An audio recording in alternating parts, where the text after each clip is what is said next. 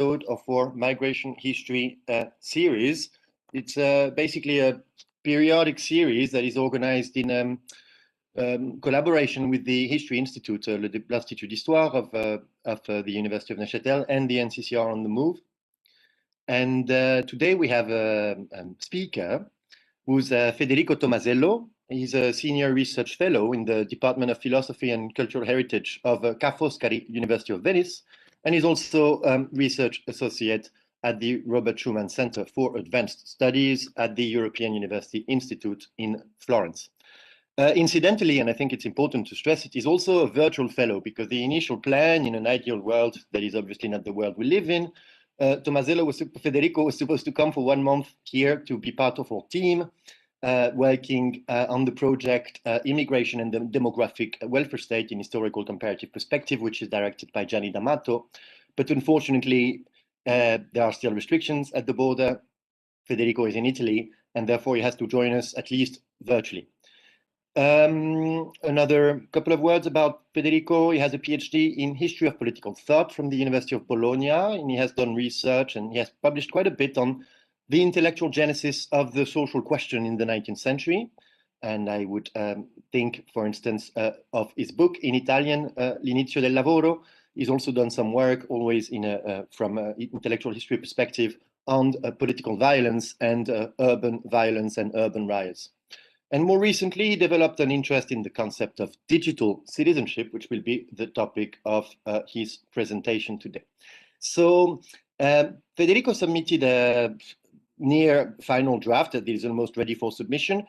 We decided not to share it because there might be some potential reviewers in the room.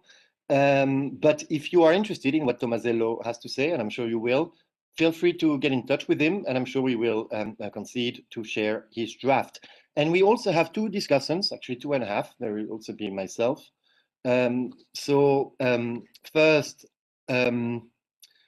Ilia Antenucci, who's a PhD candidate at Western Sydney University and was writing a dissertation on the politics of smart cities and artificial intelligence. It's a very short summary, and she might be able to talk more about that. And we also have Professor Ola Soderstrom, who's a professor of cultural and social geography at the University of Neuchâtel. He has many research interests, as I could see on his list of publications, but among them are smart cities, and actually he's currently directing or co-directing an SNF funded project, Smart Cities, Provincializing the Global Urban Age in India and South Africa.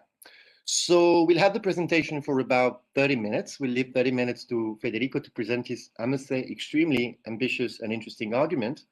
Then we'll have about 10 minutes for each discussant, and we'll open the floor to all participants, be it on YouTube or on WebEx. On WebEx, you can just raise your hand and ask your question. If you prefer, you can use the chat, and same thing on YouTube, you can use the chat, and we will moderate and make sure that your question is passed on to our speakers. So thanks again, Federico, Ilia, Ola, and Federico, the floor is yours. Yeah, so really, thank you so much to the NCCR on the Move for inviting me to this seminar series, which is really a great opportunity for me to present for the first time the new line of investigation that I aim to open up with this paper on industrial and digital citizenship, which focuses on the one hand on the history and the long crisis of European systems of welfare, and on the other hand on how these systems could be rethought in our digital era.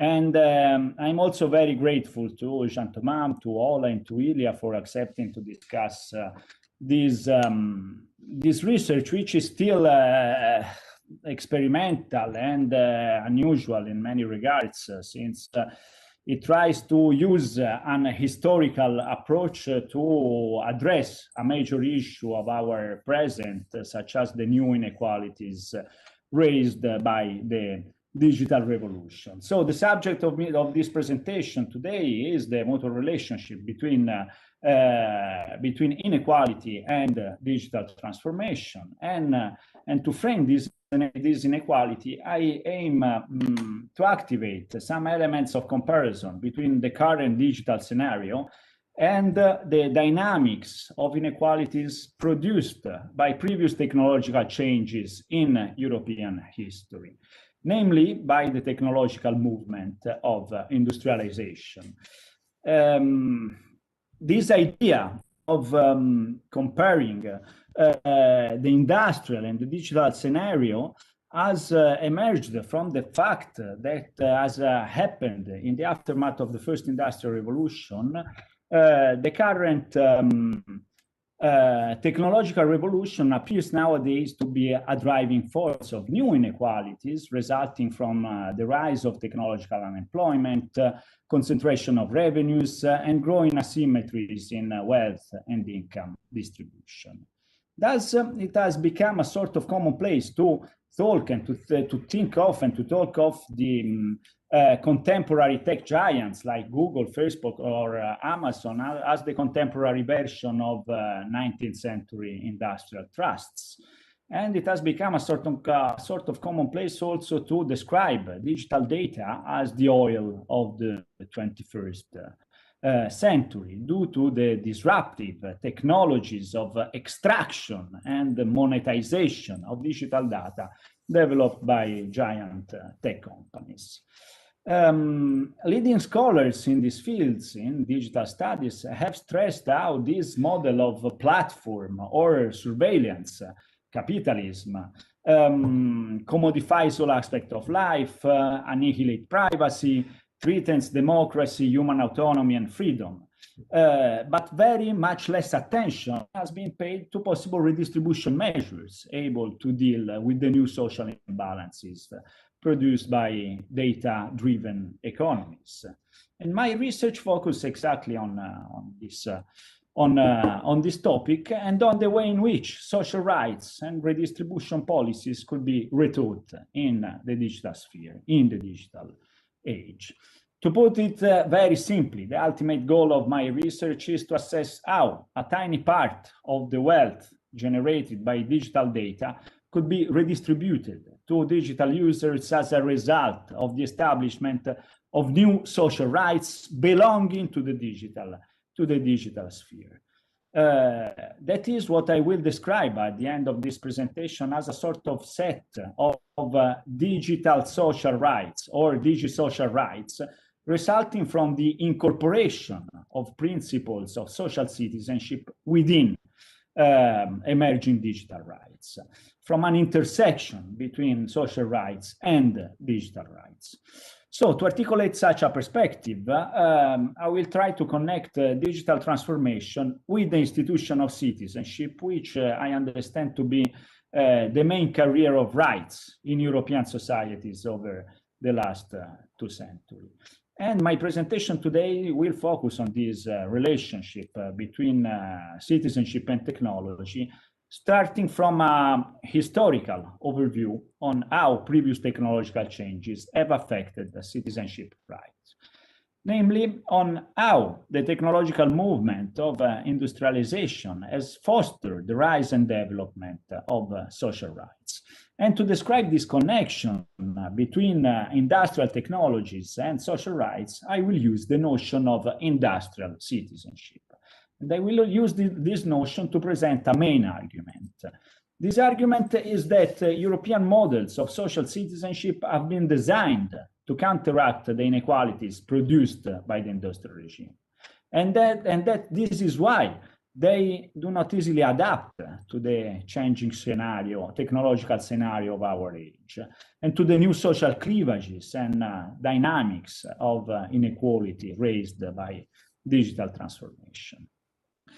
And on this basis, the last part of my presentation will focus on how welfare regulations could be rethought to encompass the growing relevance of the digital sphere in creating economic value as well as new inequalities.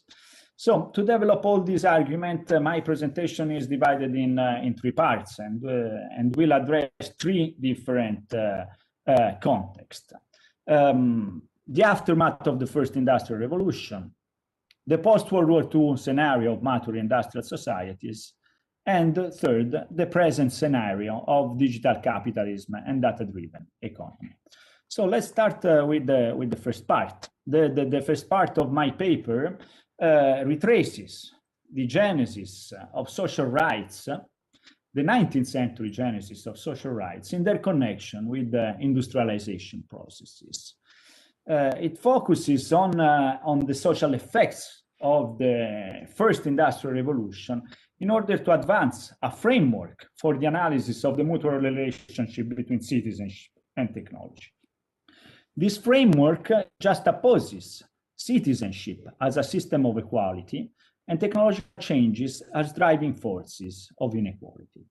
This is because citizenship is based on the idea of equal membership of a political community, of a nation, while technological changes are led by unequal assets of economic resources. In this sense, technology is not neutral because profit opportunity is always a crucial driver for the development, for the application of new technology. Asymmetric structures of capital, power, knowledge, and opportunity play always a pivotal role in technological development, which needs investment and therefore depends on capital provider, who are, in the short term, the main beneficiaries of technological innovation. This explains why technological revolutions always tend to be driving forces of economic inequalities, at least in their early stages. And this is why the first industrial revolution was marked by the simultaneous and antithetical growth of both an unprecedented prosperity and new forms of poverty and deprivation. It is through this lens that I frame the 19th century genesis of social rights as a legal political response to the imbalances produced by the technological movement of industrialization.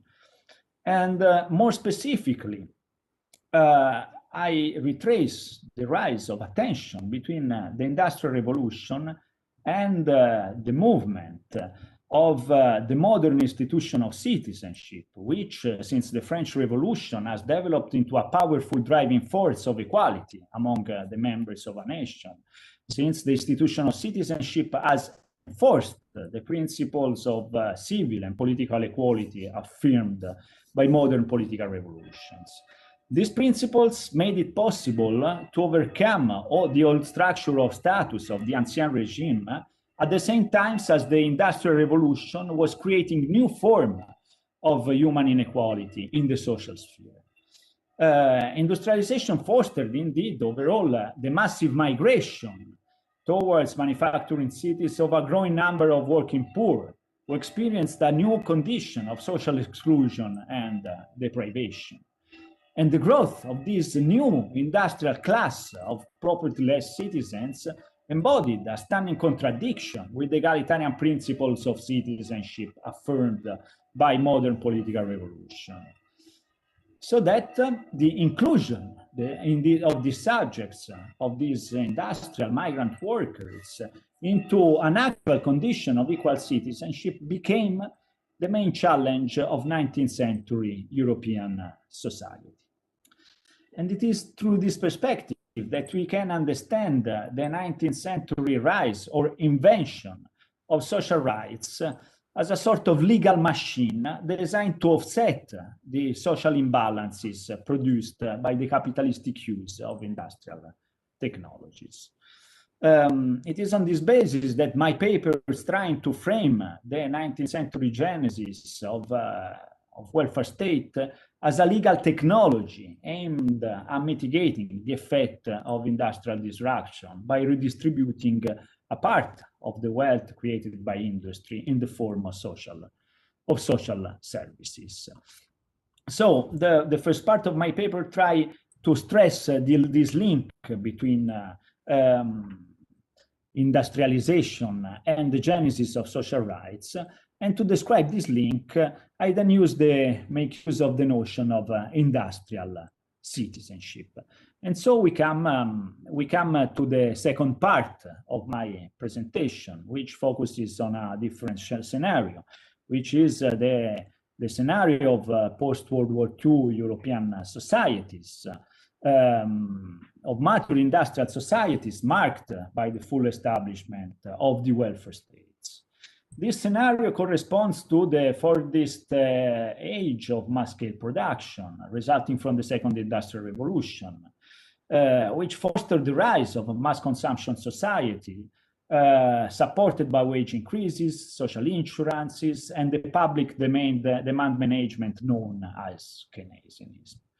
In this context, the advancement of social rights and welfare state supported the growth of a working class able to enjoy a full status of citizenship and to become mass consumers of a mass production economy. So, is to describe this common systemic rationale binding together the advancement of industrial society and the development of social rights that I use the notion of industrial citizenship. And I tried to define this notion in 3 steps. First, I consider how Thomas Marshall coined this notion in the 50s to frame industrial labor as a duty and virtue of citizenship. Second, I expand the meaning of this notion to encompass the entire web of social rights in mature industrial societies and to describe social rights as industrial rights. And third, I use the idea of industrial citizenship to address the very link between technology and citizenship rights, so as to highlight the industrial foundation of European social citizenship. So I work on this notion of industrial citizenship because I think that this notion can provide a very useful platform to assess how the current technological revolution impact on the existing systems of welfare, which is what I will observe in the third part of my presentation. So let's start with how Thomas Marshall coined this notion of industrial citizenship. In his famous lecture of 1950 on citizenship and social class, Marshall stresses the too large and remote feature of the national community to stimulate civic virtues and forms of active citizenship. Consequently, identifies in the industrial factories, in industrial workplaces, the key environment where the norms and the values of active citizenship were to be shaped and fostered. Thus, it defines industrial citizenship as a form of belonging and of civic engagement rooted in industrial workplaces. In the Marshallian idea of industrial citizenship, participation in the public life of the political community is tied to labor and to participation in the labor market. And in this conception, the figure of the good citizen tends to correspond to that of the decent industrial worker who contributes to the welfare of the national communities through his daily tough work. Thus, the Marshallian notion of industrial citizenship frames industrial work as a sort of civic virtue and social duty of citizenship.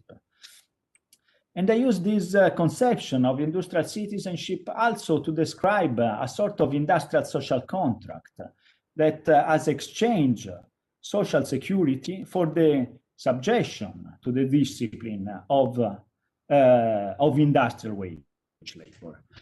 So, based on this Marshallian conception of industrial citizenship that stresses labor as a virtue and duties of citizenship, I then try to expand the meaning of the notion of industrial citizenship to the domain of rights, to the entire domain of social rights.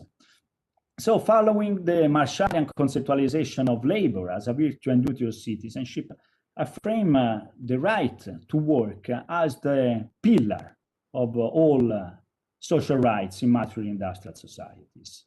And in the paper, what I try to show in the paper, in the second part of the paper, is how most welfare regulations of social citizenship in Europe depend to different degrees on paid employment, because they are designed they have been designed mainly as forms of insurance for workers who turn out to be incapable or unable to participate in the labor market temporarily or permanently.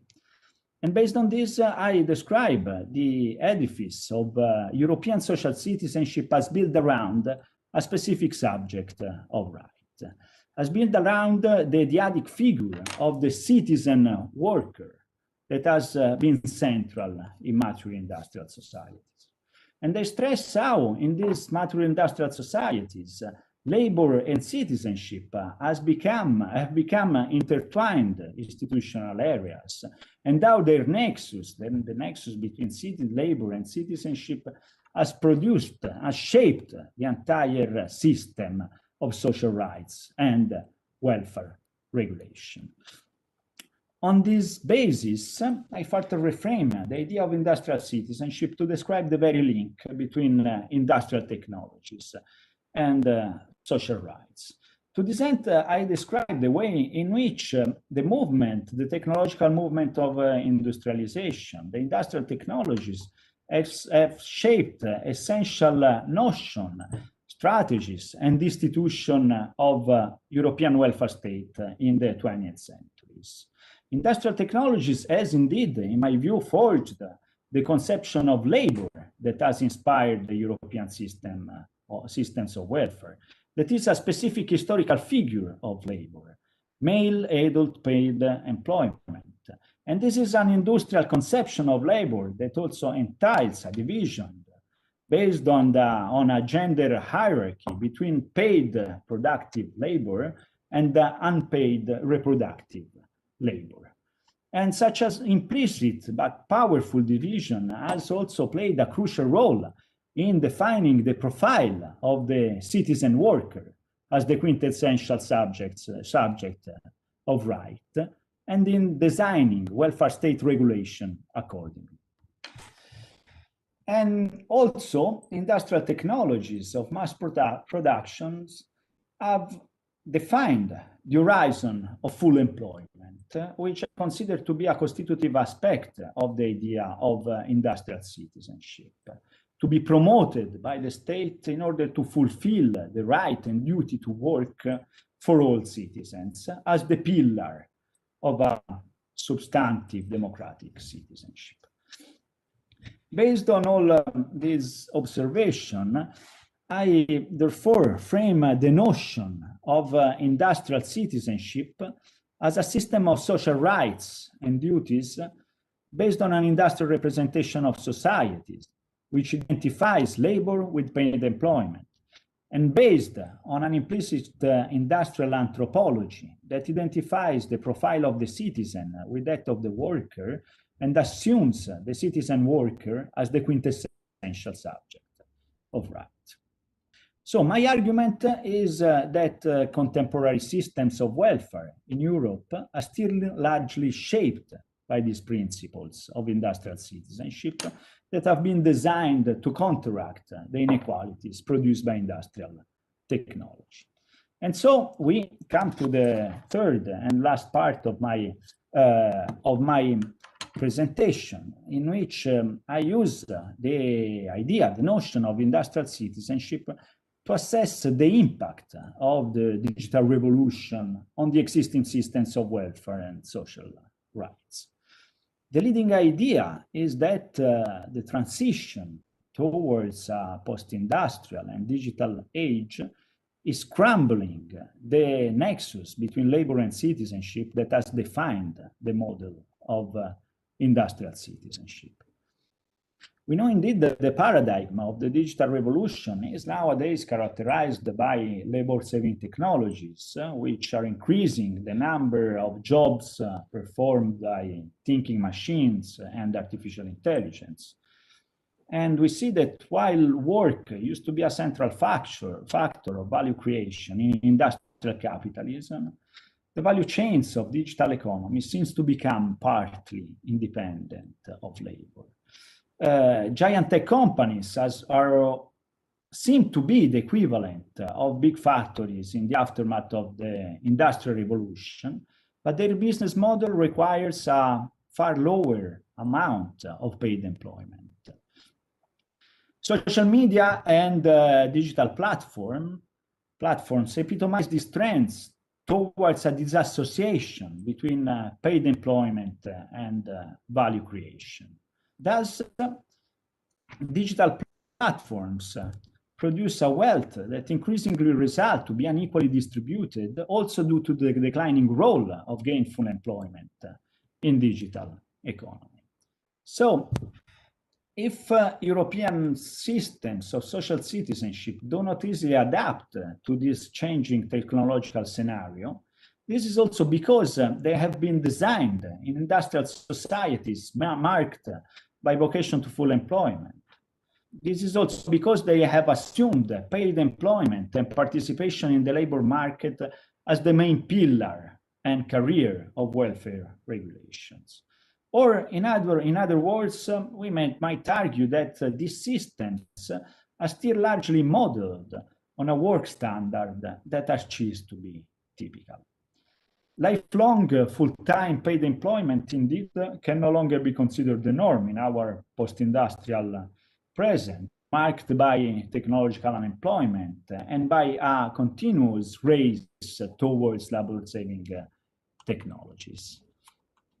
As a result, new social cleavages are growing in several European countries between citizen workers who are still fully included in welfare regulations and emerging figures of a contingent and precarious workforce, of reproductive and unpaid labor, of gig workers, of underemployed citizens who are partly excluded from the traditional welfare regulations. And in my view, this indicates the need for a new political anthropology of social citizenship that goes beyond the figure of the citizen worker as the quintessential subject of social rights. And in this regard, my argument is that we can look at the digital user as an additional profile of the citizen to be enhanced to encompass the growing relevance of the digital sphere, of the digital environment in our lives. As we are spending more and more lifetime in the digital sphere, in cyberspace, like now, indeed, the digital user comes to embody several subjects of rights. The digital user can be a consumer of goods, can be a service user, an online platform worker, a media and information consumer, a data producer or supplier, an online learner, and also an active citizen, since cyberspace is more and more catalyzing political participation. So my leading question that I would like to develop also in my future research is, can the digital rights be entitled as such with social rights? And to unpack this question, my papers tries to explore possible connections between traditional social rights, which have entered a long crisis in the last few decades, and the new generation of rights brought into being by the digital revolution, such as the rights to internet access, to privacy, and overall the right to protection, encryption, and control of digital data. My goal is to assess how principles of social citizenship could be incorporated within those emerging digital rights. Precisely, I look for possible intersections between social and digital rights to advance a normative framework for the implementation of new forms of redistribution within the digital sphere, especially with regard to the wealth produced by digital data. This wealth is growing exponentially, and as a source of inequality should be taken into account for redesigning redistribution policies in our age. We know indeed that the monetization of personal data is increasingly relevant in the business model of digital economy. Every click of digital users is processed to construct personal profiles, which are sold multiple times, generating growing revenues for different stakeholders. And besides, and more importantly, users' data are the raw material needed for the very advancement of digital technologies, in particular those based on artificial intelligence and deep machine learning, which grow through big data analysis. We might then assume that the activities of digital users generating digital data are a pivotal force of value creation in digital capitalism. In some regard, we might question if is a pivotal force of value creation in digital capitalism as labor was in industrial capitalism. And based on this, digital users should be framed not only as consumers, but also as data producers and suppliers. And this raises the question of what rights these data suppliers have with regard to the commercial uses and to the value created by their digital activities. More precisely, my key question is whether we can think of a digital social rights to a fair compensation for the contribution digital users provide as data suppliers to the value creation and to the innovation of the digital sphere. This principle of redistribution would embody social rights belonging to the digital sphere, and in this sense, digital social rights, and would require to frame digital users as citizens and subject of rights with regard to their position of data producers and suppliers. My argument is that to articulate such a perspective, we should focus on the evolution of the right to digital privacy towards the right to protect and control personal data. The evolution of this data indeed represents a crucial juncture towards the legal recognition of digital users as data suppliers. And the General Data Protection Regulation of the European Union has already embodied a pioneering step in this direction, affirming, as the GDPR does, that the right of digital users to have full control over their personal data suggests that these rights also apply to the commercial uses and monetization processes of this data. In other words, stating that digital users bear durable rights over the data they supply raises the question of the ownership regimes of this data, that is, of the architecture of their property rights. So on this basis, what my paper tries to do is to articulate a right-based approach to the topic of the ownership regimes of digital data. And on this basis, the paper advances the idea of a set of digital social or digital social rights, which are social rights belonging to the digital sphere, and rights which are aimed at promoting measures of social equality and redistribution among the citizens of cyberspace. And these rights should include the right to monetize, understood as the right to a fair compensation for producing and supplying data that generates gains for third parties and for contribute to the innovation of cyberspace. In such a way, emerging digital rights could encompass principles of redistribution and of social citizenship that are inherent in modern social rights. And it is on this ground that social citizenship could extend its regulations within the digital sphere in order to redistribute a small part of the wealth created by data in favor of their producers and suppliers. The implementation of such a digital social rights would require developing a digital system of taxation and redistribution of the wealth generated by data. In the paper, I try to explain some aspects and also some obstacles and shortcomings of this system that I have no time to address here today. What I would like to stress to conclude is that this perspective relates but also diverges in some way from current debates on a European web tax or tech tax, because it does not propose simply an external system of taxation on data revenues. Rather, it tries to penetrate the current architecture of cyberspace with a system, with an architecture of citizen rights belonging to the digital sphere. And I'm done. I thank you so much for your attention, and I thank you so much again for inviting me here. I hope I've been able to explain at least some points of this research, whose scope, as I've seen, is very, very, very broad and still has to be narrowed and refined. So thanks again for inviting me today here.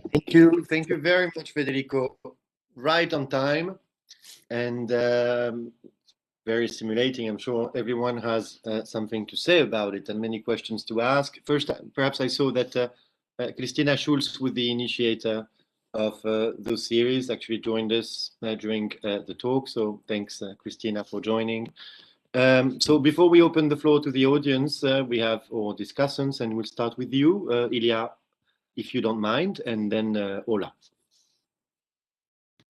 Yes, hello everyone. First of all, thanks for having me, and thanks so much to Federico for this lovely and very interesting paper that I'm very happy to discuss. Just a quick note before I start: I have a newborn baby in the next room, so if you hear a baby crying, please bear with me. So I've noted down a few points that I would like to raise for discussion. I'll try to keep it short and speak even less than 10 minutes, and then maybe intervene again in the discussion afterwards, if there's time, just to keep the debate more lively. So the first point that I would like to raise is a little bit of a step back. I mean, compared to the main argument of Federico's paper, but it's also something that when we spoke about it, Federico told me that he had to somehow remove from this paper because it would be too long to address it, and so maybe he would like to share some thoughts on that. So the point, the first point that I'd like to raise is to think about digital citizenship from the perspective of the productive nature of digital technologies, and more specifically on the processes of production of subjectivities that emerge from our being immersed in digital technologies all the time.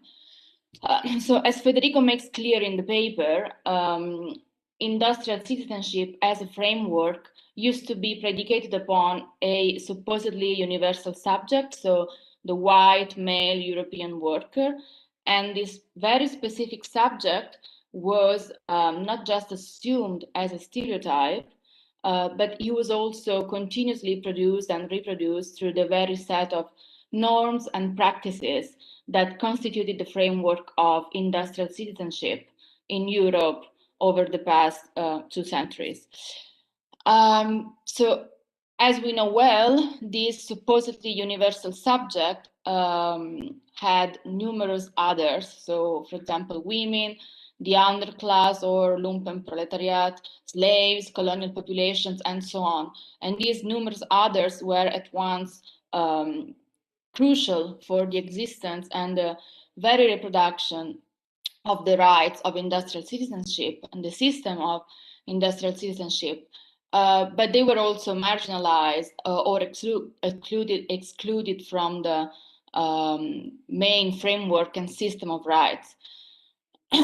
So, in other words, we can see how systemic sexism or racism were actually embedded in the very framework of industrial citizenship.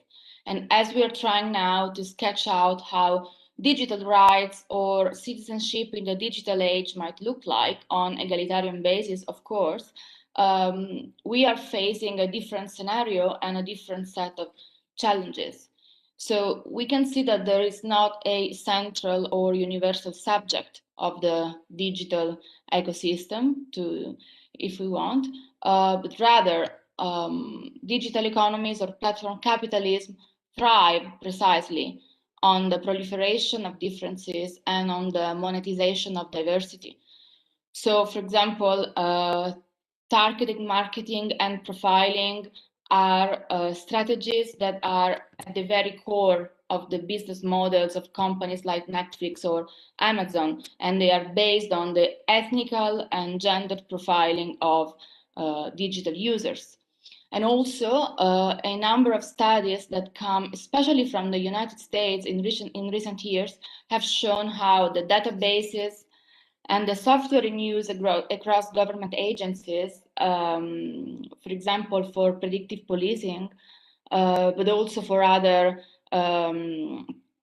bureaucratic processes, they tend to disproportionately target Black individuals as high-risk subjects or Black communities, and thus condemning them more and more to intensive surveillance and imposing other forms of restriction of rights. And here, for example, I'm thinking of the work of Saifa Noble, Ruva Benjamin, Kate Crawford, Dana Boyd, just to mention a few of the scholars that have been working on how computing technologies are reproducing subjectivities in the form of systemic racism and sexism.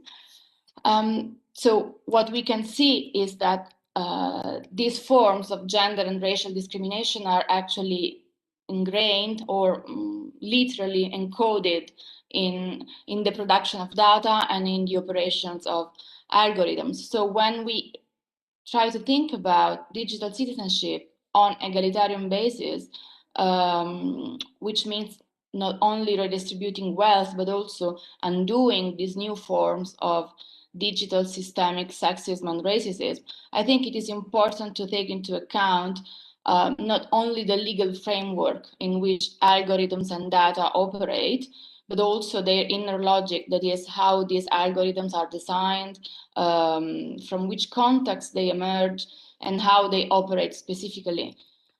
So this leads to the aspect that I think is crucial in a discussion on rights in a digital age, and this is the productive nature of these technologies. So in other words, I'm talking about what algorithms do to us, but also with us, and how computing infrastructures are increasingly more and more transforming our modes of existence at a deeper and more complex level. So they are transforming modes of sensing, of thinking, of knowing, and of being in the world.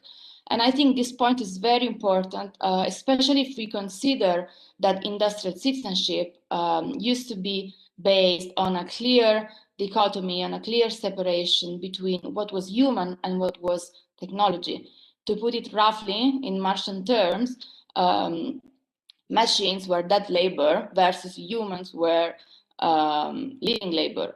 So the actual extent of this separation between humans and machines can be discussed, of course, because machines always had their own agency, but at least we can say surely that there was some degree of distance. At some point, machines could be switched off, and at some point, workers could walk away from them, at least for a while, but things are different now. So in what we call the digital age, one key feature is that more and more we're moving into what has been defined as more than human or post-human world, in which the relationships with technologies has become increasingly intimate and has very much blurred the boundaries between our bodies and thoughts and the digital tools to which we are connected all the time. So this is what, for example, Giorgio Griziotti calls the biohypermedia, and what Jennifer Gebris calls the ontogenetic force of computing infrastructures. So this is not just about concepts like surveillance or manipulation of synapses, as they have been introduced in the concept of surveillance capitalism, for example, because this concept still postulates that there is an outside from digital media. I'd rather say that what we should consider is the incessant co-production that is taking place between ourselves and digital media. And this co-production is a production of knowledge, of relations, of affects, and of course, of value. So thinking about rights in this context means taking into account this embodied condition and how it is increasingly difficult to draw a boundary between what is inside or outside technology. And obviously, the intimacy and the mutual implications between ourselves and computing technologies is precisely what platform capitalism is trying to subsume to the fullest extent, and is trying to channel into forms of monetization. And obviously, the concentration of technologies on the side of capital tends to shape these processes in ways that reproduce, reinforce, and expand the existing configurations of power. So this leads to the point that I think the production of subjectivities is, in a way, the very battlefield for the definition of social and economic rights in the digital age, and it's what makes a reflection on ethics and politics quite critical for new ideas of welfare. And I think that I would stop here for now, and maybe if Federico wants to respond now or maybe later, and then maybe I have a few more points that I will just drop in the discussion afterwards if there's time. Thank you. Thank you very much, Ilya. I think we will keep time for the discussion afterwards. We'll now move on to Ola, then I'll say a few words, and then we'll open the floor. You'll have a bit of time to reply, but it's essentially, I think, people providing you with comments, and you will keep your answers quite short so that you get as many comments as possible to improve the paper. Ola, please, the floor is yours. Thank you, Jean-Daniel, Jean-Thomas, sorry. Thank you, Federico, very much for your talk, and also Ilya for her astute thoughts on it. I will take this from another angle. As you know, I'm not an historian. I'm an even less historian of citizenship, so I'm really out of my comfort zone here. But I tend to like that. This is how I learn things, to be nomadic in my interests. So I'm unqualified for the job, but I hope I will give you some helpful thoughts still. So the first thing I wanted to say is I think this is a great paper. I really learned a lot from reading your paper. I think you also gave a very good summary of the arguments in your paper in your oral presentation. I think it's a great paper because it situates the analysis of digital citizenship in the longue durée of the emergence of human rights, and especially in the emergence and development of social rights that T.H. Marshall situates. He says they came about in the 19th and 20th century. And I think this allows you, in your paper, Federico, to frame the question of digital citizenship and digital rights as a question which goes beyond issues of privacy, to which they tend to be confined, and to frame them as a question regarding societal regulation as a whole and the design of a new social rights regime. So I think it's a brilliant piece, really. And I also think, and I echo here what Jean-Thomas was saying, it's also a very ambitious piece of work, because it goes to the heart of contemporary technological and social change. And also it's an ambitious piece, as you said at the end, because it strives to identify pathways to solutions instead of providing only critique, which is necessary but not sufficient. And I can see interesting contact zones between what you suggest at the end and the propositions you make, and the work of authors like Engin Eisen and even Robert on rights claims as enabled by data and digital media, which I use in my work on data politics in cities of the global south, or to a lesser extent to connections to the work of Stefania Milan and others on data activism. We might have time to talk about that. So what I would like to do is to raise 3 questions, and the aim of these questions is to try to push your strong lines of thought a bit further still. So the first question I have is the following. One of the central points of your paper is the non-contemporaneity between the technological age and the societal framework in which we live. So when I talk about societal framework, I'm thinking of the imaginaries we have, or developed regulative tools, etc. And you argue that the social rights forged in the industrial era still form the bedrock of our digital age, so they are non-contemporaneous, in other words. And this question of non-contemporaneity, very difficult word to say, by the way, is a recurrent theme in the Marxist tradition, in Ernst Bloch's work, for instance.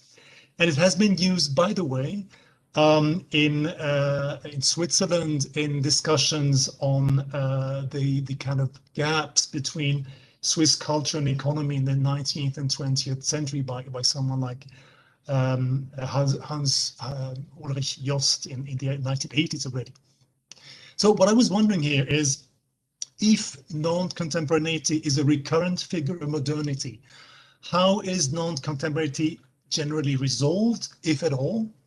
In the industrial era, you argue that it was resolved by creating a functional link between social rights and industrial capitalism. Social rights were made compatible with capitalism, in other words, by celebrating, for instance, work ethics. So my question is whether there are historically other forms of resolution one could draw inspiration from for the present digital era. And I'll come back to that question, maybe make it clearer in my third question. You will see why I raised this question as a first question. The second question I have is regards the second part of your paper, where you try to flesh out digital social rights, or digi-social rights, as you call them. And you seem here to imply that we need an addition of rights rather than a substitution of a rights regime by a new one. So we need social rights to ensure access to education, health, and so on, and also new rights related to digital capitalism and the commodification of personal data.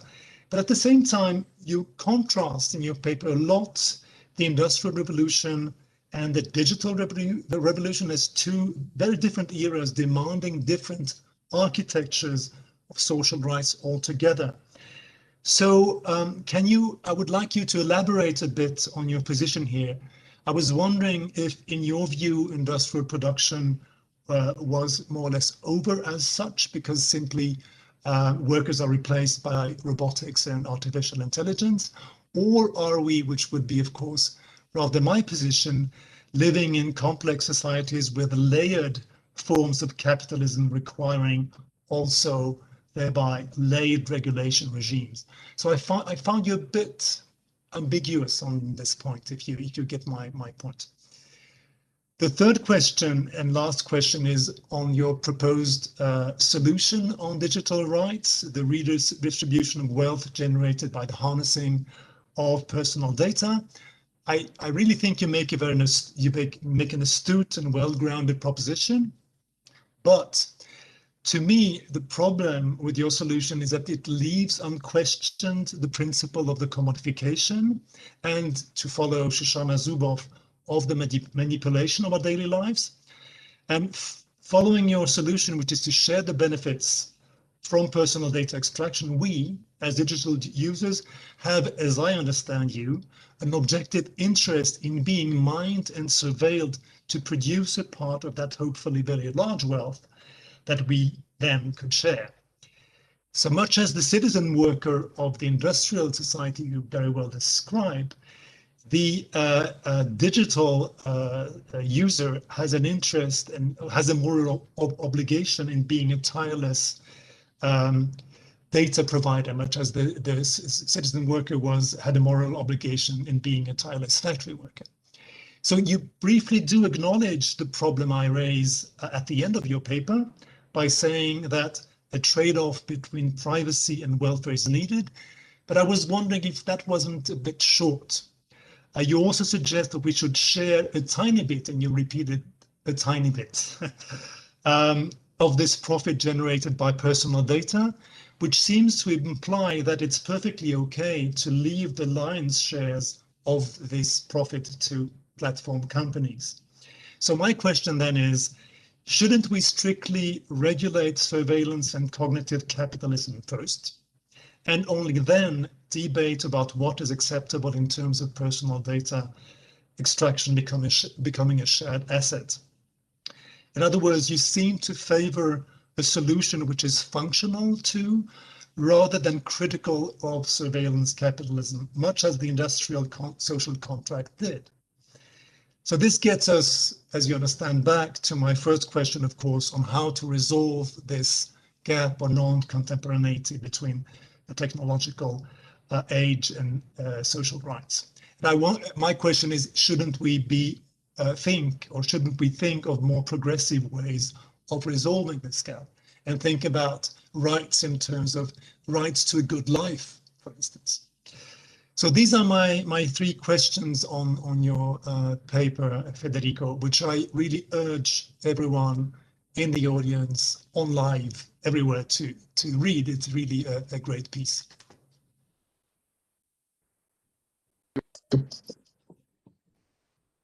Well, thank you very much to both of you.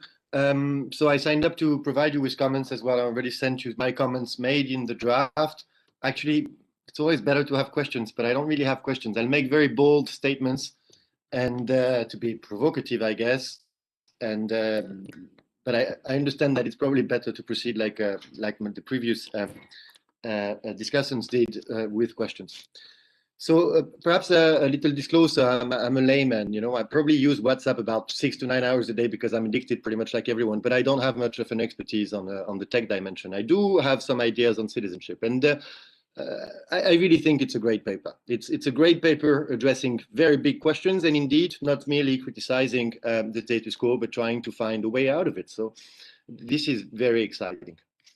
So basically, you show that today's debates about the GAFA is not completely new, but actually mirrors past debates in the aftermath of another and no less profound technological revolution, that is the Industrial Revolution in the 19th century. And what you do in the paper is that you proceed by analogy.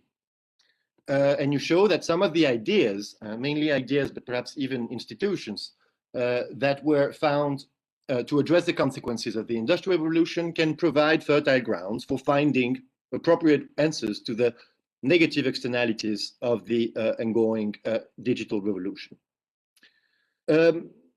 So my main argument is that basically your analogy between 19th century Industrial Revolution and today's digital revolution tends to overestimate similarities between the two, and it tends to minimize differences. And those differences in turn make your proposal for the enforcement of digital social rights, first, unlikely to be introduced, because I think that the objective empirical conditions are not there, and perhaps even inadequate to address the challenges that we're facing now. So I will give you 5 reasons, basically. They kind of half-baked, you know. But you claim that you use Marshall. And my theoretical claim is that you don't. You use some of Marshall's concept around industrial citizenship or social rights, or the social component of citizenship. But you don't really use his main argument, his kind of causal argument that he makes in the lecture. So my first point is that there is no, according to Marshall, and that wouldn't certainly be necessarily be my reading of what happened in the first half of the 20th century or second half of the 19th century. But his argument is actually that there is no social rights without political power. So Marshall works as a triptych of rights. You have civil rights, 18th century, it's all very teleological, all very England-centric, but that's what he says. 18th century, civil rights. 19th century, political rights, expansion of the political power of citizenship through universal suffrage, universal male suffrage, one should add.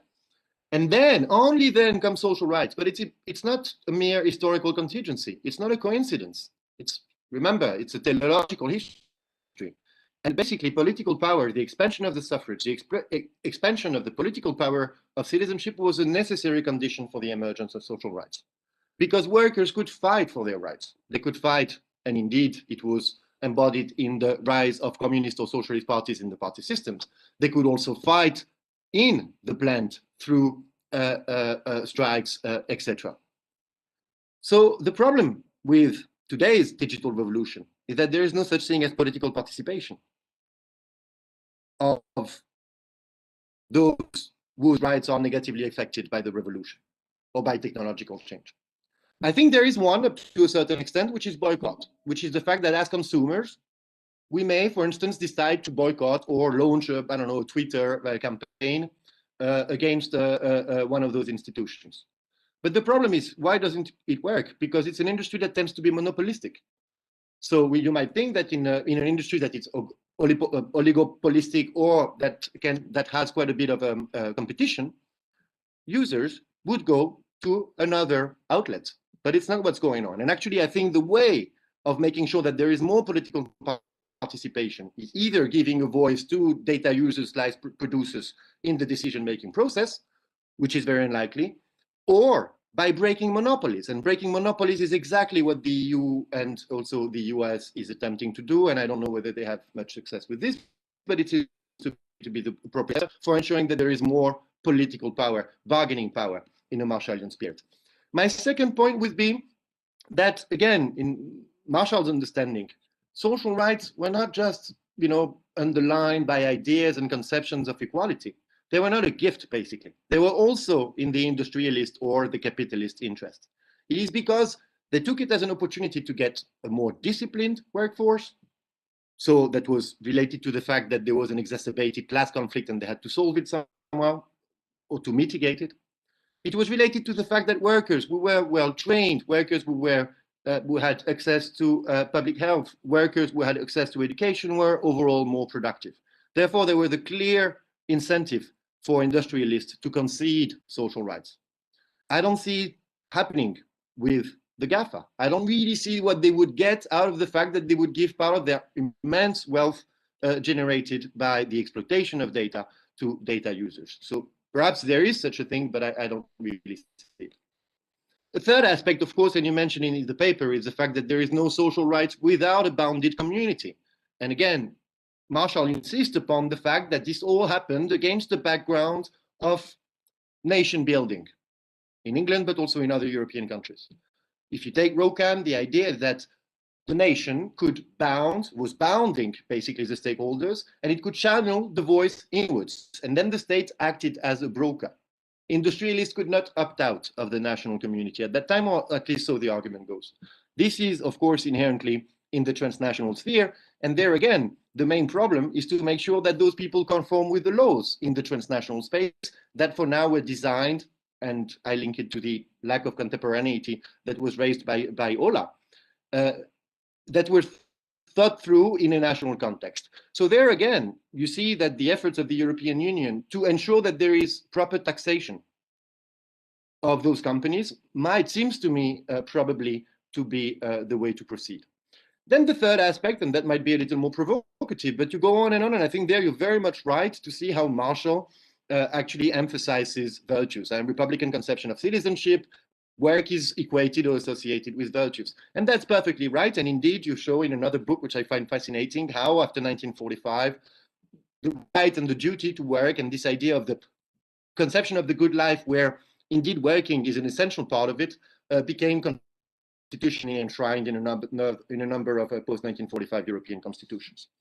Now, I'm trying to think, we might be producing the oil of the 21st century, but it would be really hard to pitch or to make people buy the idea that there is some virtue in producing data. I mean, at best, it's about watching cat videos. And therefore, I would find it very difficult to legitimate an extensive system of redistribution based upon something that, let's face it, objectively or not, is not entirely virtuous. So that's a real problem. The citizen, the data producer, cannot be erected as a quintessential figure of the person who's conducting the good life. And perhaps my last problem would be with there is no social rights without commensurability. I'm not sure it doesn't really, but the idea there is that labor can be quantified, either by the time we spend on manufacturing something, or either by the output. Would you imply that the same thing would apply to the data, to data production? Is there such a thing as a good data producer that would, deserve more money than the others, a bigger share of the pie? So then you could think there is indeed a conflict with privacy, data privacy. So the person who leaves all the cookies on and let people do whatever they want with their data? Would that be a docile and good data producer? Would someone who's spending actually 6 or 8 hours on the internet a day a better citizens qua data producer than, you know, the one who prefers to take his kids out or to actually, you know, I don't know, do some community building or actually just do his normal job? So I think overall, the problem with your proposal is that it's a bit of a Robin Hood proposal. You steal the rich and you give it to the poor. But what was morally wrong with Robin Hood is that the rich were not necessarily those who took that money away from the poor. There was a matter of mutual responsibility, individual mutual responsibility. So actually, if you want the GAFA to actually contribute and to redistribute part of that wealth, you cannot really proceed individually because you cannot quantify everyone's input or level of production. What you can do is collectively to measure, and we need social sciences for that purpose, to measure what are the negative externalities of the GAFA. I mean, you know, there is some evidence, it seems, that it makes people dumber, you know. There is certainly some evidence that it has an incidence on productivity at work, and it has a variety of very negative externalities. And therefore, I think the good old state could use its bargaining power, mainly big states, perhaps team up together, and to ask them to pay the bill through normal taxation, old style. So overall, I love the paper, and you know that I'm a very pessimistic person, and I'm the devil's advocate. And I don't think those people need good lawyers. I'm free, by the way. Google was supposed not to be evil. They are indeed evil, and I'm just being the devil's advocate here. But all in all, thank you very much for the presentation, and I hope I didn't take too much of your time.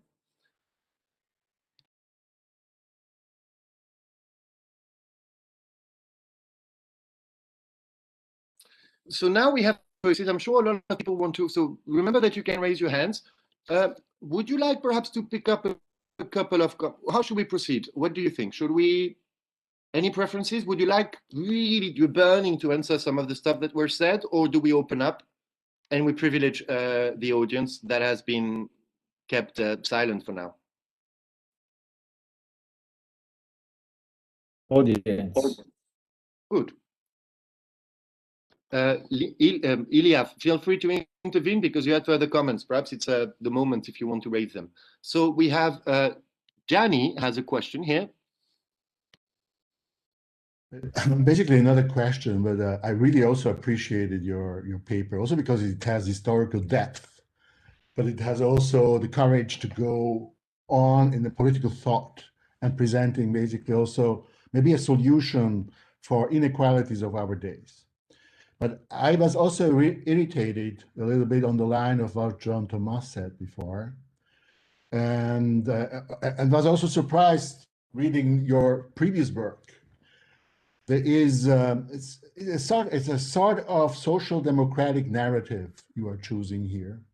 You're showing the construction of industrial citizenship, and there is no link to political conflicts and how this was basically negotiated after World War I. I was also surprised by your locating industrial citizenship to the first industrial revolution and not to the second, with Fordism, with decent salaries, with solution to be found and explored because of the systemic competition between the capitalist world and its in its liberal democratic shape and totalitarianism in the 30s.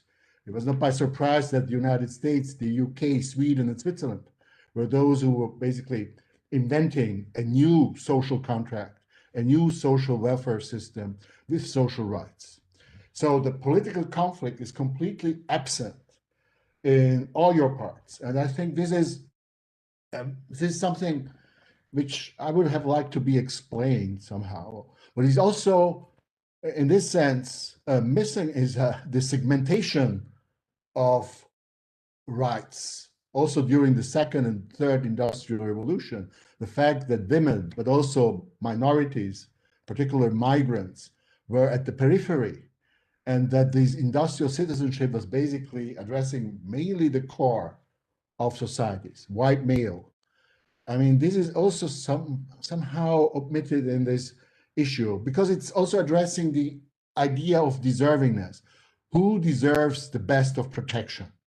And when it comes to this issue, then the question how a digital social citizenship will be configured and how it has to be financed by taxes, by universal basic income.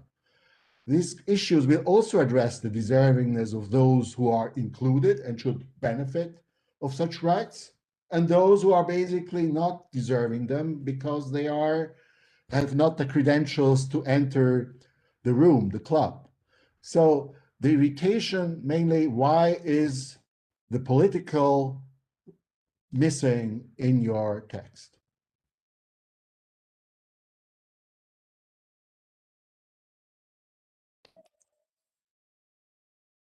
Thank you very much, Jenny. Indeed, deservingness, huh? The good worker, the virtuous one. So how should we proceed? Do we have, yes, we have Ilya. So perhaps I think we probably have the right to answer for a couple of minutes, right? We'd concede that right to you. And then Ilya, would you save a question for right after? Sure, unless there's someone else who wants to intervene, in which case I'll say. No, I go, you were first. I go by order of appearance. Perhaps on the last question, Federico, on Gianni's remark.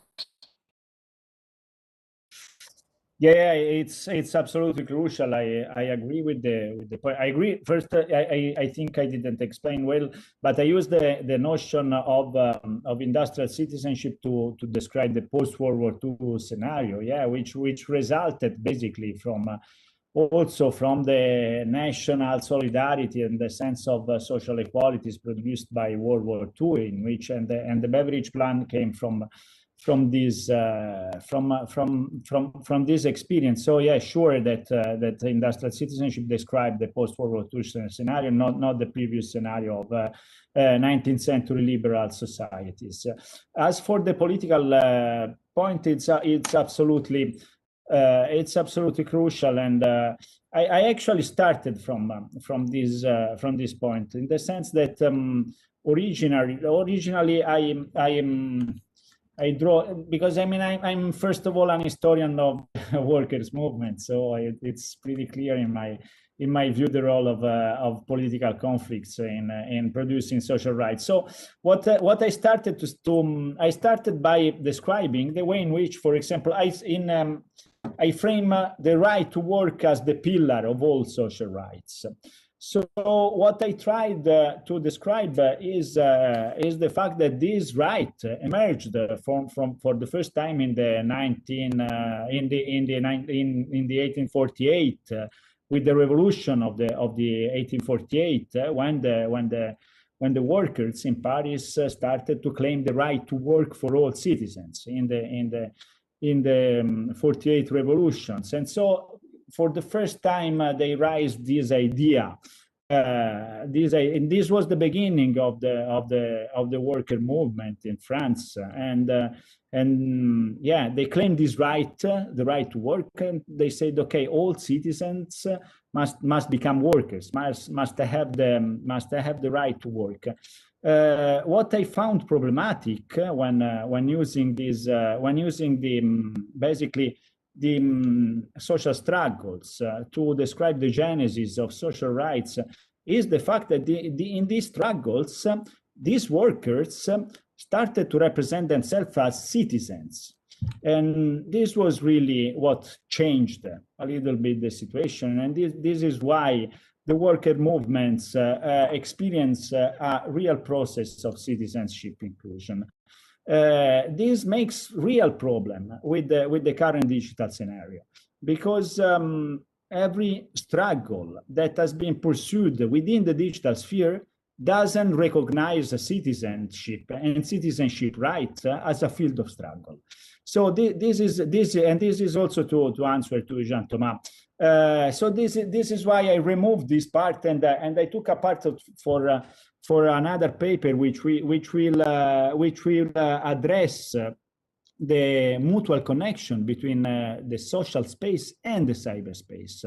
assess the difference, because I couldn't actually use a lot the social struggles which produced the social rights of citizenship, because these struggles are not present in the current scenario of cyberspace. The current scenario of cyberspace is not struggles are not absent from political struggles on the architecture of cyberspace exist in the cyberspace, exist in our era. Exist figures such as Snowden or Assange, exist the activism, exist the practices of alternative currencies, exist the idea of alternative big communities in the cyberspace, but these struggles doesn't refer at all to the field of citizenship and to the field of rights. This is also because digital citizenship is by definition a non-national citizenship, because cyberspace is global. So it's a bit difficult to claim rights of citizenship in a space which is not related to national citizenship, in which the struggle could happen. And this is the most problematic part of my paper, because I mean, it's clear that in the past, workers claimed a right to the redistribution of the wealth generated by national industries on the national scale, thanks to the power of the state, of the sovereign center of the state, which could operate this redistribution.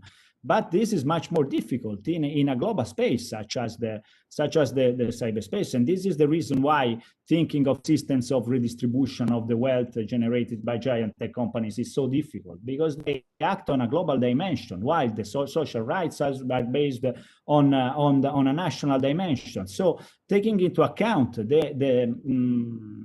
the crucial relevance of struggles in the history of social rights, point out at the fact that the struggles in terms of rights are not present and are not even possible in our age in terms of citizenship rights. So I see the point, and I agree that it's absent this political dimension of the social struggles from my paper. But this is because this needs more research in order to establish a proper parallel or to frame the discontinuities between a scenario in which a social class could fight for their social rights in a national scale against the state, and a global dimension in which this dimension of struggle seems to be completely not pertinent. So this is the reason why. But thank you for your consideration, which I think are crucial. Thank you very much, Federico. I think we have, so what we can do, for now we have only one question. Please raise your hands if you have something. Ilya, I suggest you ask a question. And then Federico, you could also answer Ilya's comment now, and as well as Ola and Ilya's intervention earlier. And then we have, so we will ask a question. Yes, briefly. My next question is about some practices, some experiments that already exist that are trying to imagine, sketch out what we might call a welfare, digital welfare from below. So it's what can be called as the movement of commonization of digital technologies. So, for example, I'm referring to Robert Gale's Manifesto for Socialized Media, which define a system of social networking that is alternative to the monopoly of Facebook, Twitter, Google, and so on. And it discusses some existing projects actually that share this vision. Media that are built through collaborative networks between experts and common users, which run on decentralized and horizontal platforms, free hardware, operate in a regime of copyleft, and archive data in modalities that undermine any form of surveillance and monetization. Then other examples are the Sense Lab in Montreal and the Economic Space Agency, which are experimenting with cryptocurrencies to support processes of collective creation and trying to build what they call post-capitalist economic networks. Then there's another manifesto by Shintaro Miyazaki called Take Back the Algorithm, which proposes, again, ways to make algorithms and data affordable, which means basically to take them away from the control of tech capitalists and so on. Then there's another, let's say, narrative of alternative welfare. It's the Red Stack proposed by Tiziana Terranova, which I'm sure Federico has heard of. And so I would like to know your thoughts on that and how they can possibly, how these experiments can be taken into account or not in your idea of digital social rights and citizenship.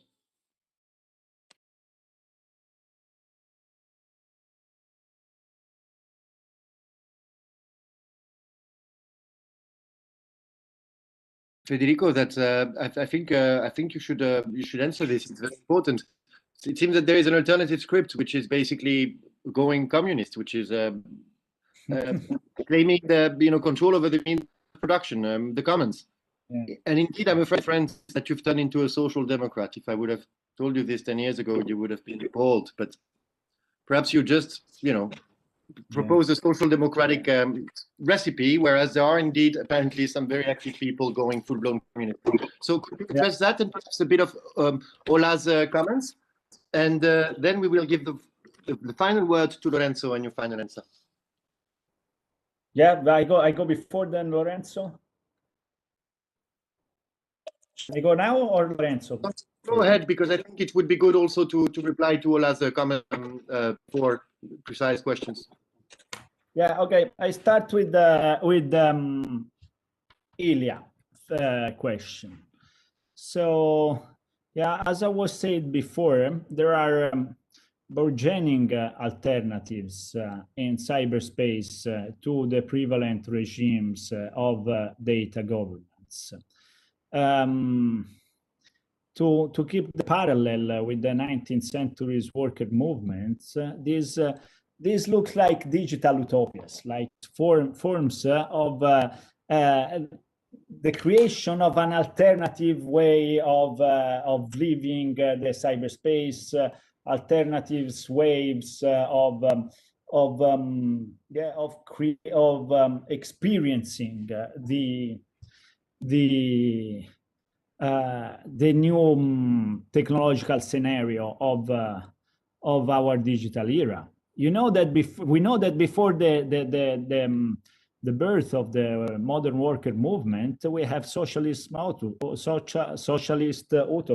and industrial utopias like the Owenists and Saint-Simon and Fourier, which said, okay, industrial technologies are good. We're gonna go found our own industrial cities somewhere else. And this is why I was trying to describe the moment in which in France the workers started to represent themselves as citizens, as really the fracture, the moment in which they started to claim rights. So the problem of these great experiences are how they could really change the current scenario of rights belonging to the digital sphere.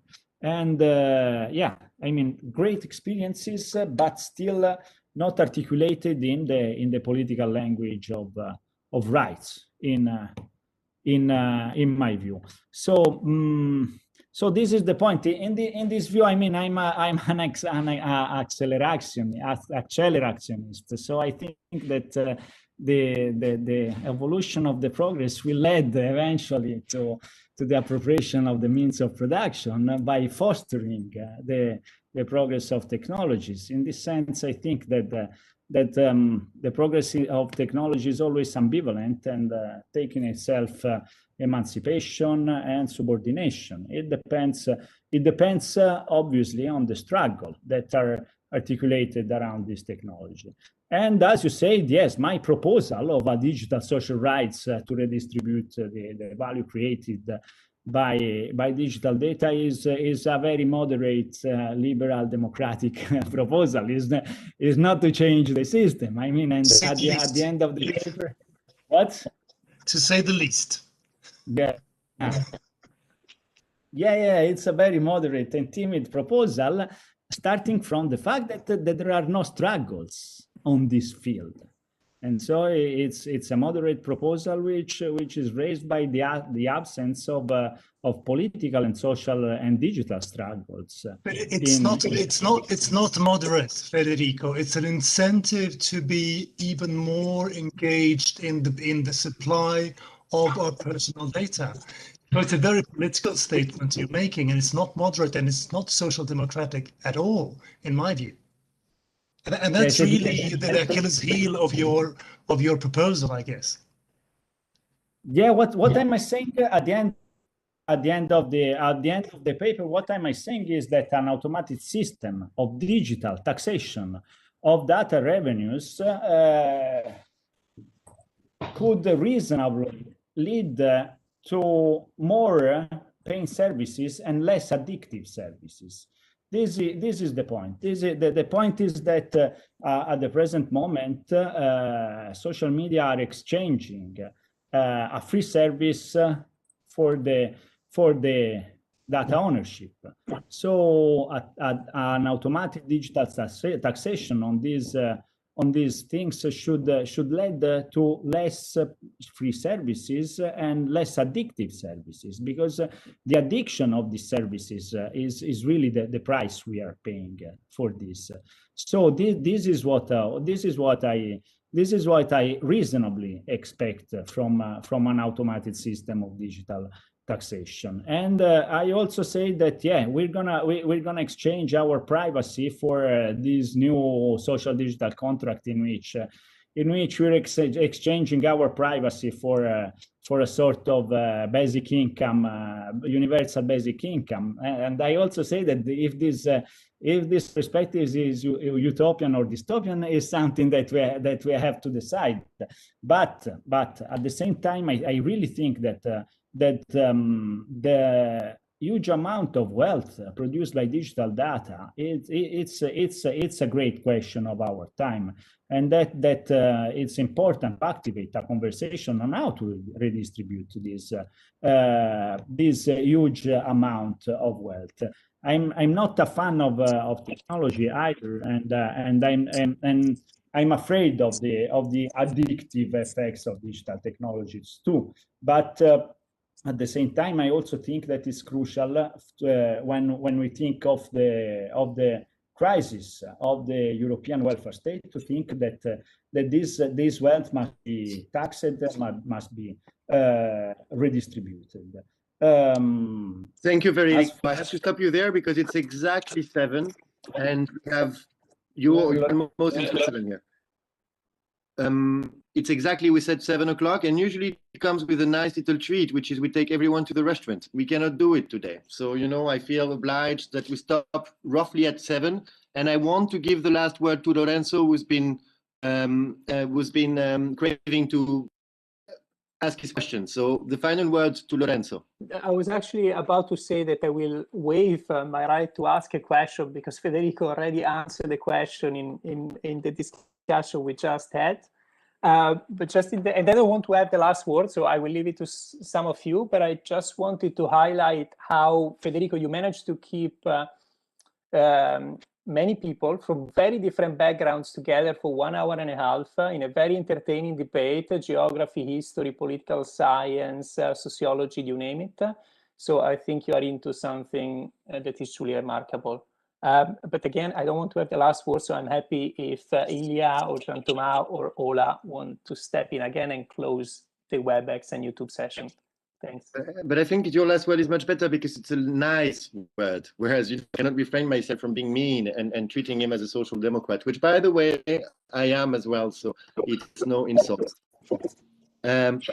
Thank you very much. There will be another migration history seminar about 1 month from now with Madeleine from the University of Lausanne. We haven't prepared the flyer, we haven't saved the date, but we'll be informed in due time, and thank you very much to the discussants. And we hope really, those are open whenever borders do reopen. And we hope that we'll get a chance to meet again and in another event. Or so Ola, of course, will most likely be part of the NCCR 3. But thanks to all, and have a good evening. Thank you very much again. Thank you. Bye-bye, and thank you very much.